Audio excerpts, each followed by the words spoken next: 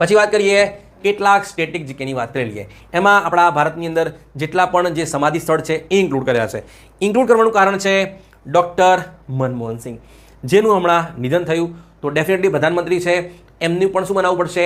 સમાધિ સ્થળ બનાવવું પડશે, મેમોરિયલ પ્લેસ બનાવવું પડશે. તો એટલા માટે સરકારે એમને શું જવાબ આપ્યો, એમના પરિવારને શું જવાબ આપ્યો કે આપણે ક્યાં બનાવીએ?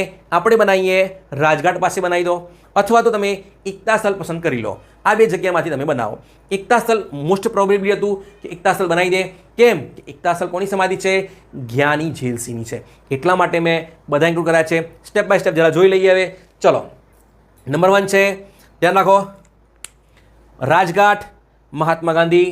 મહાપ્રયાણ ઘાટ કોણ છે? ભારતના પ્રથમ પ્રેસિડેન્ટ ડૉક્ટર રાજેન્દ્ર પ્રસાદ. વિજય ઘાટ, લાલ બહાદુર શાસ્ત્રી. અભય ઘાટ, મોરારજી દેસાઈ.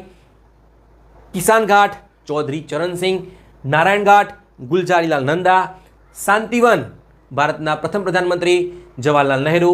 ચૈત્યભૂમિ, બંધારણના ઘડવૈયા ડૉક્ટર બાબા સાહેબ આંબેડકર. ઉદયભૂમિ, KR નારાયણ. કર્મભૂમિ, શંકર દયાલ શર્મા. વીરભૂમિ, રાજીવ ગાંધી. સમતા સ્થળ, બાબુ જગજીવન રામ. એકતા સ્થળ, જ્ઞાની ઝેલસિંહ. અને છેલ્લે છે શક્તિ સ્થળ, ઇન્દિરા ગાંધી.